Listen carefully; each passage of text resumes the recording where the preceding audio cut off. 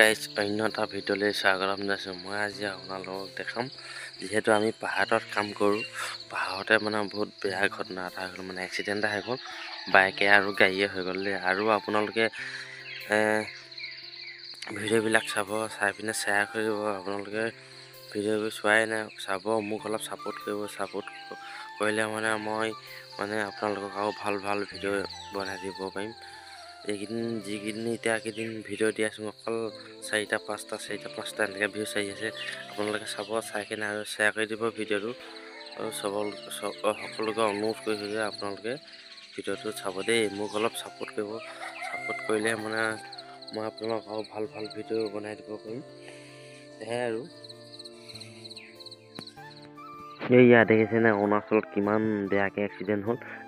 বগা গাড়ীখন আৰু ৰঙা স্কুটিখন দেখিছেনে, সেইখনে মানে মুখামুখিয়ে আজি খুন্দা দি দিলে, মানে একেবাৰে ধুমকৈ হেৰি দি দিলে। আৰু এইবিলাক মানুহবিলাক দেখিছেনে কেনেকৈ এক্সিডেণ্ট হোৱাৰ লগে লগে আমাৰ দোকানৰ মুখতে আৰু ইয়াত চক দেখিছেনে, সেইটো মানুহটো সেইফালে লৈ গ'ল, মানে উঠাই মানুহবিলাকে উঠিব নোৱাৰা হৈ গ'ল। আপোনালোকে গম পায়নে? ইমানটা ভিডিঅ' ৰাখিছোঁ। আপোনালোকে ভিডিঅ'টো যদি চাই ভাল পালে লাইক কমেণ্ট শ্বেয়াৰ নকৰিব।